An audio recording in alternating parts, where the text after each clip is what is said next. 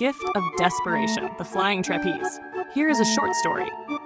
Under a great striped circus tent, high above the sawdust ring, two trapeze artists stood on opposite platforms. Celeste wore silver, Marco wore red. Far below them stretched a wide safety net. Every night, the crowd watched Celeste swing out over the empty space, release the bar, and fly toward Marco's waiting hands. She had performed the catch hundreds of times, but lately, fear had begun performing with her.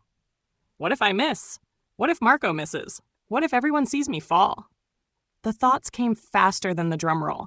One evening, Celeste stood on the platform, gripping the trapeze bar so tightly her hands hurt. The ringmaster gave the signal. The music began. Marco called from across the tent, "Ready." Celeste could not move. Her heart pounded. The crowd disappeared beneath a blur of faces. Finally, she whispered the only words she had left. "Help me." Something softened. Not the height, not the distance, not the fear, but her willingness to look at it. Celeste noticed that beneath "I'm afraid of falling" was another thought. If I fall, I'll be humiliated.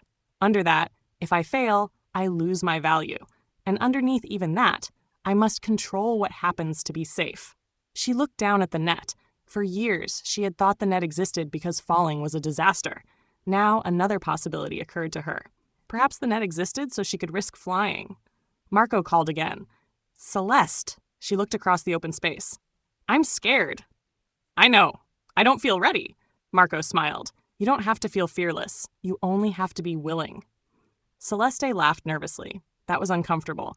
But somehow being uncomfortable with the fear felt more honest than pretending she did not have it.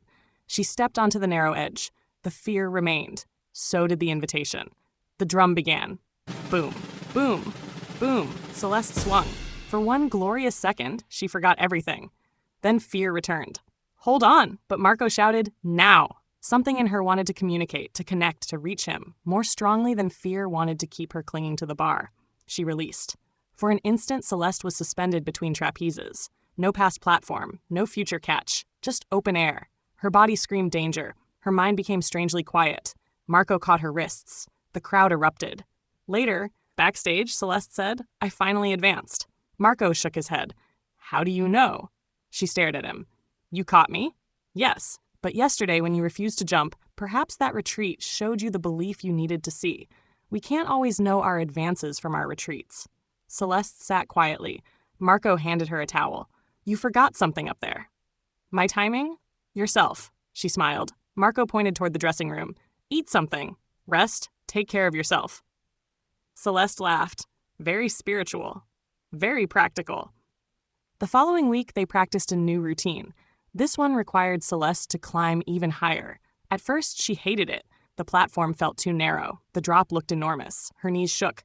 But each day, she went just a little beyond yesterday's comfort. Not recklessly, not to prove courage, simply to discover what thoughts appeared when she stepped toward the edge. Sometimes she jumped, sometimes she climbed back down. Both became useful. One afternoon, she missed Marco's hands completely. She fell, down, straight into the net. The ropes stretched beneath her, bounced once, and held. For several seconds, Celeste simply lay there. Then she began laughing. Marco leaned over his platform. "You alive?" "Apparently." She climbed out of the net. For years, she had feared the fall so much that she had forgotten the net. It reminded her of something else. Sometimes, in trying to throw away everything painful from the past, she had thrown away tenderness too. The frightened child, the exhausted performer, the part of herself that needed care rather than criticism. She had thrown out the baby with the bathwater. That afternoon, she stopped doing that. Fear could be questioned without attacking the one who felt afraid. There was no wisdom in wallowing, but there was also no wisdom in pretending. Night after night, the circus continued. Celeste began noticing something curious. The circus had once looked hellish from the platform. Danger, judgment, possible failure. Now the same tent began looking almost heavenish. Nothing outside had changed. The ropes were still high. People still watched. Mistakes still happened. But Celeste no longer treated fear as truth. A lie spoken inside the mind, she discovered, did not become true merely because it was repeated loudly. One night before the final performance, she looked across at Marco. "What if there really is nothing wrong with us?" Marco raised an eyebrow. "Dangerous idea." What if all this fear comes from believing there's something wrong underneath? And what if you looked underneath and found no sin? Celeste smiled. The drumroll began. She stepped onto the platform. Below was the net. Across was Marco. Within was the familiar fear. And beyond it was something larger. A life of wonder. A wonderful life. Celeste opened her hands. "Help me." Then she swung. At the highest point, she released the bar. For one timeless instant, she flew through open space with nothing to hold. And instead of terror, there was joy. Fear had never been a power of its own. It had only seemed to fill the place where love had been forgotten. Marco reached. Celeste reached. Their hands met in midair. And this time, before the applause arrived, Celeste heard the deeper answer. Love had caught her long before Marco did. May we sing, rest, and dance our way home together?